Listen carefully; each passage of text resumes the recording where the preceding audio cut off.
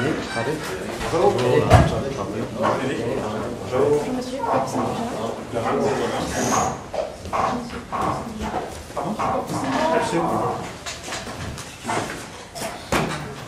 Est-ce que vous voulez avoir les règlements en français ou en anglais? En français, c'est passé. Chaque équipe dispose de 20 minutes afin de présenter son cas au juge. J'afficherai un carton pour les 10, les 5 et les 2 dernières minutes, ainsi que les 30 dernières secondes de chaque présentation. Les cartons qui ressemblent à ça. Les 10 dernières secondes, j'indiquerai à l'aide de mes deux mains le nombre de secondes restantes. Si vous n'avez pas terminé votre présentation après 20 minutes, elle se verra arrêtée afin de passer à la période de questions. Une période de questions d'une durée maximale de 5 minutes est allouée au jury à la fin de la présentation. Veuillez noter que vous ne pouvez en aucun temps dévoiler le nom de la provenance de votre université. Je laisse maintenant les juges se nommer. Vous pourrez ensuite débuter votre présentation. Bonjour, mon nom est François Trouche, je travaille chez Desjardins Sécurité Financière, donc au réseau SFL, au siège social. Bonjour, mon nom est Martin Poirier, je suis directeur de la centre financier SFL. Mario Lavallée, professeur de finance à l'Université de Sherbrooke. Robert? Monsieur Lajeunesse, bonjour. Après 25 ans d'une carrière brillante dans les services financiers, vous avez eu envie de nouveaux défis. Vous avez donc fait le choix d'acquérir votre propre agence financière, il y a 4 ans. Aujourd'hui, on peut dire sans aucun doute que ce défi a été relevé avec succès. Cependant, votre expertise vous permet de sentir que le vent tourne et vous faites appel alors à notre équipe composée de Laurent Groupi et Yannick Martino-Groupi et de moi-même Capucine Toujard, amie de Yvan Bonconseil, afin de vous conseiller pour trouver la clé du retour à la croissance. Donc, vous étiez en 2 projets, c'est-à-dire faire l'embauche d'un directeur du recrutement pour 100 000 $ par année ou faire l'acquisition de Clédor, une compagnie de courtiers indépendants. Donc, nous croyons que vous devriez y aller avec l'achat de la compagnie Clédor. Nous allons vous expliquer pourquoi, mais c'est principalement dans le but de continuer votre croissance, puis aussi d'y aller d'une création de valeur pour votre entreprise. Alors, nous l'avons dit, la meilleure des 2 options, selon nous, c'est d'y aller avec l'acquisition de Clédor. Donc, nous avons évalué la valeur de l'entreprise entre 1,8 million et 2,2 millions de $. Donc, ça nous laisse une fourchette de négociation. Nous allons revenir là-dessus un petit peu plus tard avec plus de détails. Et puis, évidemment, selon nous, l'acquisition de Clédor, ça représente une opportunité unique de croissance dans le marché. Et évidemment, on aura l'occasion de vous expliquer plus en détail notre raisonnement derrière cela. Donc, à l'agenda, aujourd'hui, donc présentation des options rapidement, une analyse économique du ralentissement aussi de votre croissance, l'évaluation financière qui permet l'acquisition de Clédor, vos forces, votre entreprise FCL Hochelaga, qui vont vous permettre justement de venir créer de la valeur au niveau de Clédor. Puis, on va terminer ça avec les risques, évidemment, une période de questions. Alors, lors de la dernière année d'exercice, vous avez ressenti un ralentissement de votre croissance. Ce ralentissement, il a 2 origines. La première, elle est structurelle. Vous avez senti qu'il y avait peut-être un problème de structure qui se ressent aussi au niveau des ratios, notamment des ratios du nombre de directeurs et d'adjoints sur le nombre de représentants. Et donc aussi un problème de nature économique, donc de nature un peu plus cyclique. Pour cela, vous avez 2 options. Soit relancer la croissance par l'interne, en engageant, comme mon collègue l'a dit, un nouveau directeur de recrutement, ou alors tenter de relancer la croissance par l'externe en faisant l'acquisition de Clédor. Donc, combien vaut Clédor? Rapidement, on va y aller directement dans les chiffres. Donc, nous, on est allé d'une approche DCF. Nos principales hypothèses, c'est ce qui concerne les ventes. Donc, on le sait, Clédor a eu des petits problèmes récemment. Donc, on est allé très conservateur avec nos hypothèses. C'est ça qu'il faut retenir ici. Donc, un multiple de sortie, pas de sortie, mais pour la valeur terminale de 5 fois, coût du capital de 20 %. On parle de petites entreprises qui demeurent quand même risquées. C'est assez demandant en termes de coût de capital. Inflation de 2 %. Marge de BAIIA de 50 %. Présentement, elle est de 60 %. Donc, on peut voir encore une fois, c'est 10 % de moins, ce qui est très conservateur. Impôt de 20 %, puis, comme j'ai dit, les ventes de 1 %. Donc, si on regarde les états financiers prévisionnels, on peut voir ici le chiffre d'affaires qu'on a fait augmenter de 1 %. Dans le fond, ça ici, c'est juste le résultat de nos hypothèses. Donc, on a fait augmenter le chiffre d'affaires On a fait stabiliser aussi nos frais de vente et administration, ce qui nous donne à la fin complètement nos flux monétaires libres qu'on est venu estimer, ce qui revient dans la poche de FCL Hochelaga, de vous, quand vous allez acquérir Clédor. Donc, on a fait, pour tout le reste, on a considéré que ça demeurait constant, ce qui est amortissement, puis les autres valeurs comme ça. Donc, on est allé de 2 méthodes. Donc, la première par le multiple, comme vous avez pu voir, 5 fois. Présentement, le multiple de valeur d'entreprise sur le BA-IIA est d'environ 3 fois. Donc, on y est allé de 5 fois, étant donné qu'on croit justement qu'il y a possibilité d'aller chercher de la croissance, possibilité d'aller chercher de la valeur. Donc, 5 fois, ce qui nous donne une valeur d'entreprise, votre offre, dans le fond, d'environ 2 millions de dollars. Si on regarde la deuxième méthode, donc, c'est-à-dire la méthode Gordon, c'est la méthode à perpétuité. Donc, on a utilisé l'inflation de 2% pour venir prévoir jusqu'à perpétuité, ce qui nous donne une valeur un petit peu plus élevée, 2 116 000, mais comme on peut voir avec l'analyse de sensibilité, la deuxième méthode est beaucoup moins sensible. Donc, ça varie beaucoup moins lorsqu'on fait varier les variables telles que notre coût du capital et nos multiples. Donc, on a aussi fait varier les ventes sur les marges. Ça, c'est pour la première méthode. Donc, vente sur marge, donc on peut voir ici en bas, la croissance des ventes de 1% au centre. Qu'est-ce qui arrive si jamais c'est pas ce qu'on pensait, mais on est quand même très confiant avec nos hypothèses. C'est pour ça qu'on n'a pas fait varier beaucoup chacune des variables. Donc, c'est ce qui nous donne notre fourchette de prix. Ça va environ, je dirais, de 2 500 000 à environ 1 500 000. D'où notre fourchette de 1 800 000 et 2 200 000. Donc maintenant, on a parlé de la valeur de l'entreprise. L'autre grande question, c'est comment est-ce qu'on va financer l'acquisition de l'entreprise. Dans le cas, dans les informations que vous nous avez données, on n'a pas d'informations sur les liquidités qui sont disponibles. On avait par contre des informations disponibles sur les sources de financement bancaire. On a utilisé ces informations-là. Et on a pris pour acquis que l'entreprise avait la possibilité de financer l'acquisition à 100% au moyen de la dette. Et puis, évidemment, ça fait du sens et on va vous le montrer là par la suite. Évidemment, il faut aussi regarder la situation de l'endettement actuel de l'entreprise. En ce moment, on a une dette au bilan de 1 573 000 $ et qu'il va falloir repayer dans les années à venir, là, qui est à échéance en 2019. Par contre, même si on a cette dette-là, qu'on a des paiements mensuels à effectuer, on a quand même de la place pour plus d'endettement.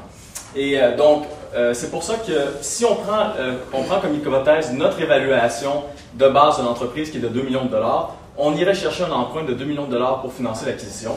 Et le taux d'intérêt qui serait appliqué à cet emprunt-là, ça serait un taux d'intérêt annuel de 5,8 %. Maintenant, concrètement, qu'est-ce que ça donne? Eh bien, si on regarde les flux monétaires dans les années à venir, ce sont les 5 années qu'on a utilisées pour la modélisation de la valeur de l'entreprise.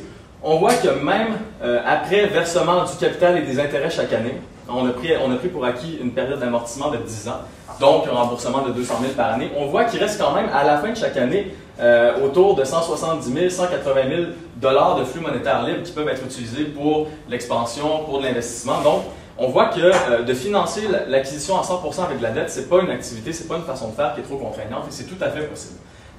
Et ça, les ratios, évidemment, nous disent qu'on passe d'un ratio de dette BA-IA beaucoup plus faible à un ratio d'environ 7 fois.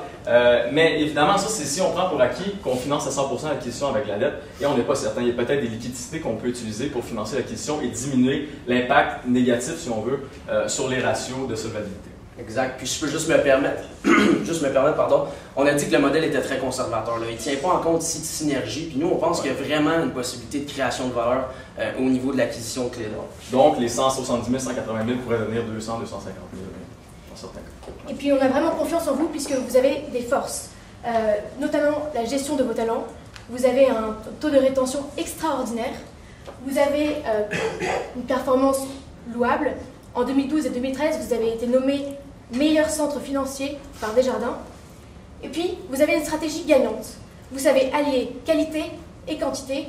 Et nous pensons que c'est ce qui vous permet de performer si bien. Et donc, c'est pour ça que nous pensons que vous pouvez y aller avec la dette en toute confiance. Donc, si on regarde de plus près les forces en détail, ce qui a retenu notre attention, si on veut, c'est la rétention des employés. Vous avez vraiment une capacité à recruter et à retenir vos employés. Ça, c'est quelque chose d'assez impressionnant dans le secteur financier. On sait qu'il y a un taux de roulement généralement assez élevé dans la plupart des entreprises financières. Dans votre cas, ça semble très bon. Ça oscille autour de 95% pour les 4 dernières années. Et puis ça prouve que si vous faites une acquisition d'une autre entreprise, vous allez sûrement pouvoir utiliser cette expertise-là pour bien intégrer les employés, pour faire en sorte qu'il n'y ait pas trop de problèmes de transition. Donc ça, ce que ça nous dit, c'est que l'acquisition est d'autant plus intéressante parce que vous avez beaucoup d'expertise en gestion des ressources humaines et en rétention. Maintenant, l'autre force qui est très importante aussi, qui vous caractérise, c'est votre capacité à faire croître le chiffre d'affaires de votre entreprise année après année. Le secteur financier, c'est très compétitif. Et puis vous, par contre, vous semblez vraiment capable d'aller chercher des revenus, soit en renouvelant, en gardant votre clientèle, donc en renouvelant les contrats d'assurance, les contrats de placement, ou tout simplement en allant chercher des nouveaux clients. Et puis, un petit peu plus tard, on va parler de la complémentarité qu'on a décelée entre votre entreprise et Clédor, qui va vous permettre d'accroître encore plus vos revenus selon vous. Donc, Clédor, rapidement, pourquoi ce courtier-là et pas un autre? Donc, Clédor, c'est un chiffre d'affaires de 800 000 par année qui est demeuré assez stable. Des revenus qui représentent 50% d'une nouvelle vente. Puis, ils ont une expertise. Donc, qu'est-ce que ça veut dire tout ça? Donc, évidemment, Clédor, ce que ça vous permettrait, c'est d'aller chercher une clientèle. Une clientèle qui est déjà établie, puis une clientèle aussi qui est différente de la vôtre, étant donné qu'il y a des complémentarités à aller chercher. Donc, on parle de... Vous êtes beaucoup plus experts dans les assurances, contrairement à ce que l'est Clédor. Donc, ça vous permettrait ici d'aller chercher un type de clientèle différent aussi. Aussi, ce qui est arrivé avec Clédor récemment, c'est qu'ils ont perdu un de leurs gros fournisseurs. Ce qui fait en sorte qu'ils doivent passer par des joueurs comme vous, ce qui leur coûte plus d'argent, donc leur performance en est affectée. Puis ça a aussi été montré durant l'évaluation. Vous vous rappelez, on a montré les hypothèses étaient stables, les hypothèses étaient conservatrices. Donc, c'est à ce niveau-là qu'il y a une opportunité ici d'aller chercher. Clédor, c'est une entreprise qui a des bons clients, qui a des bons employés, puis qui est pas cher aussi pour l'instant. Alors, pourquoi Clédor est-il la meilleure solution? Donc, comme Yannick vient de le dire, c'est une opportunité hors pair. Nous sommes dans un mouvement de concentration de ce genre de centre financier, et donc du coup, cette opportunité que vous avez aujourd'hui, vous risquez de ne pas l'avoir demain. Donc, c'est maintenant ou jamais. Ensuite, il y a un risque en ressources humaines qui est moindre. Dans toutes les acquisitions et fusions-acquisitions, souvent la raison de l'échec, c'est que les employés n'arrivent pas à aller chercher les avantages que peuvent apporter une telle action. Ici, nous avons des employés dans les deux entreprises qui sont performants, qui ont de l'expertise dans le domaine, et puis qui sont déjà formés. Donc, contrairement à mener une politique de croissance par l'interne, où vous recruteriez de nouveaux employés, là vous avez directement 12 employés déjà formés. Donc, ce sont des avantages en termes de coûts et en termes de risque. Finalement, vous savez que vous avez affaire avec des gens qui sont performants. Ensuite, vous allez acquérir une nouvelle clientèle.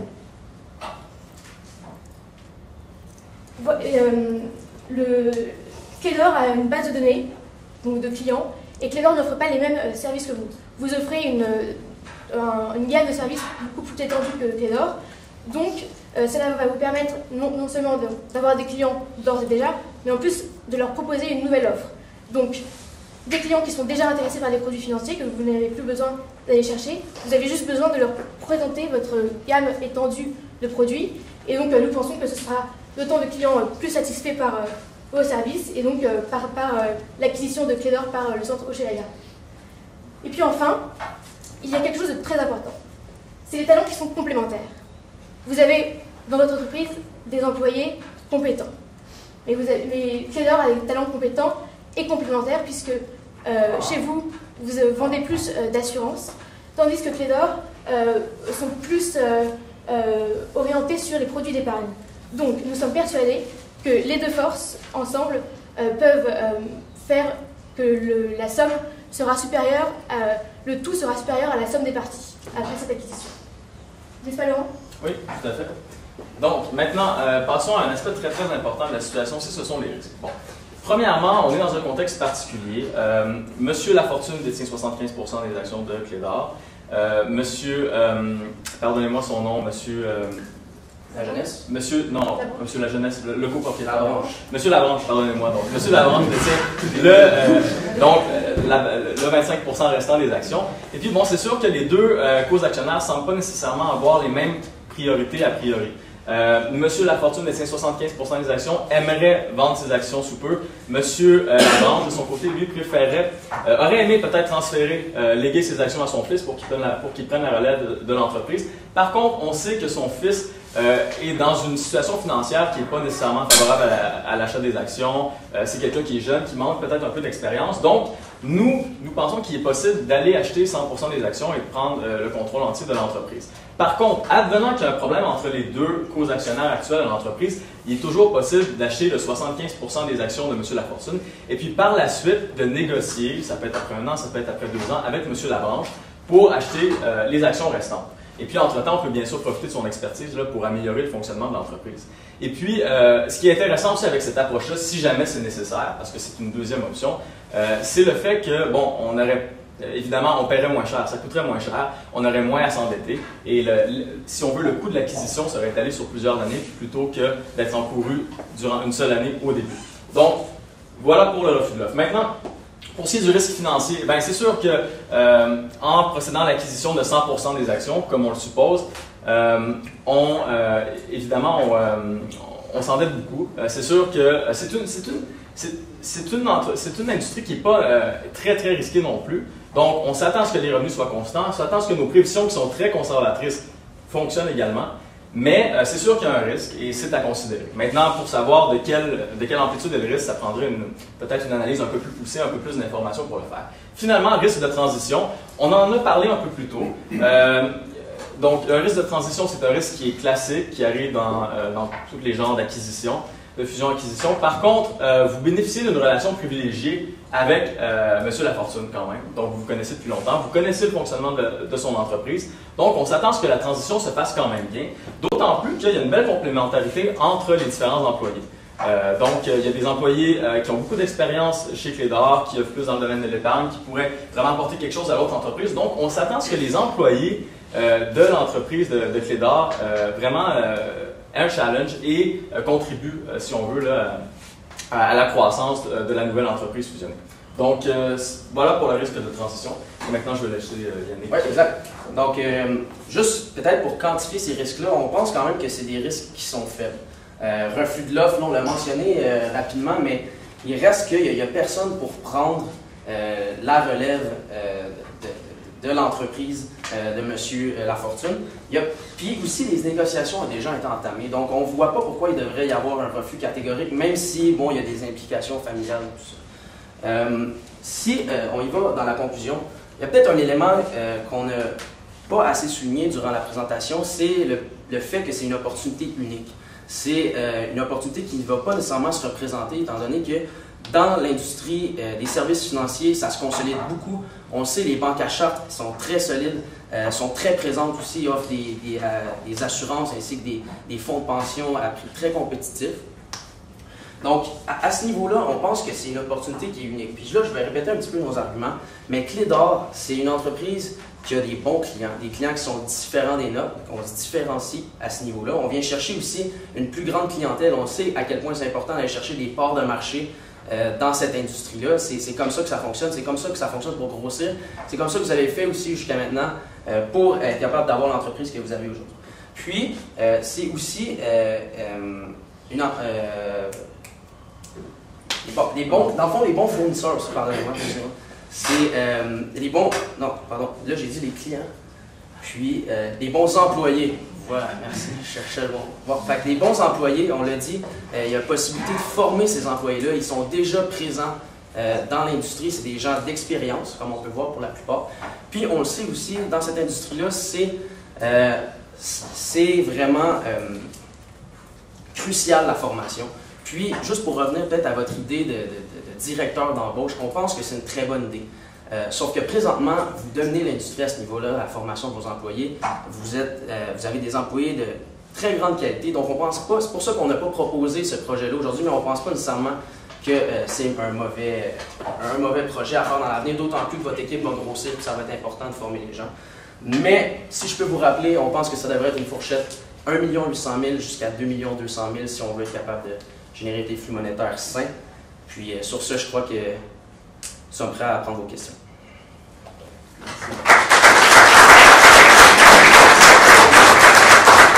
Question technique, la rétention des employés, c'est faite avec les 94-97, vous avez pris ça où? Dans le cas, c'est des données qui étaient fournies sur les 5 dernières années. Ouais. Pour le personnel de vente. Dans l'annexe? Dans l'annexe. OK. Je pense que c'était le taux de conservation. Non, il y avait un taux de rétention du personnel de vente, si je ne me trompe pas. Oui, c'est ça. Ouais, un petit peu plus loin. Donc la rétention de la première année, dans le fond. Oui. À ce moment-là. OK. C'est la rétention de la première année, ça. Ou 12 mois. Oui. OK.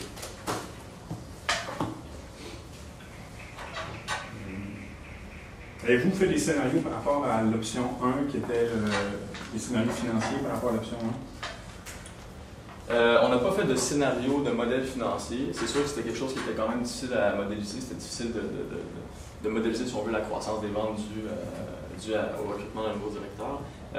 Par contre, c'est sûr qu'on en a tenu compte, mais plus de manière stratégique, comme on vous dit.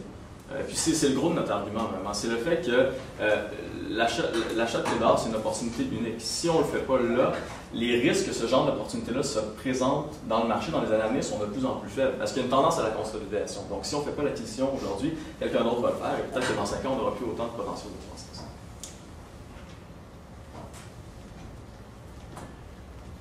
Ce qui vous était présenté, c'est deux options. En prenant du recul, est-ce qu'il y en aurait d'autres pour atteindre les objectifs de création de valeur, de croissance? Mais moi, j'ai vraiment l'impression qu'au stade où vous êtes rendu, votre entreprise, c'est par les acquisitions que vous allez croître. J'ai personnellement du mal à croire qu'organiquement, avec la consolidation, puis c'est surtout qu'il y a beaucoup de petits joueurs qui sont facilement achetables. Donc c'est pour ça qu'à ce niveau-là, je crois que c'est par les acquisitions. Ici, c'est Clédor qu'on pense qu'il est le meilleur, le meilleur candidat, mais peut-être qu'il pourrait y en avoir d'autres aussi. C'est le seul. C'est ça, ouais, dans l'île de Montréal, exactement. Vous avez pas vu les autres, il y en a peut-être d'autres. Le meilleur, en tout cas, c'est une belle opportunité, ça c'est sûr. Mais si je peux me permettre de rajouter, c'est sûr qu'il y a aussi possibilité de combiner investissement en ressources humaines et acquisition, mais ça peut se faire sur le plus long terme. C'est sûr qu'on, c'est pas parce qu'on fait l'acquisition d'une entreprise qu'on jette à la poubelle, si on veut, tout ce qu'on a fait jusqu'à présent là, pour retenir nos employés, pour leur offrir des outils intéressants et tout ça. Sauf qu'on le ferait peut-être un petit peu plus à long terme, une fois qu'on a fait l'acquisition, pour vraiment s'assurer de la croissance. Ça, c'est une manière de s'assurer de la croissance dans les années à venir, ce qu'on propose.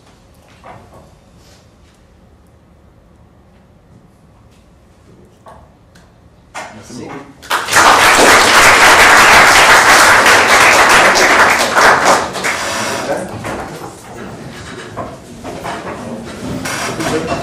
Merci.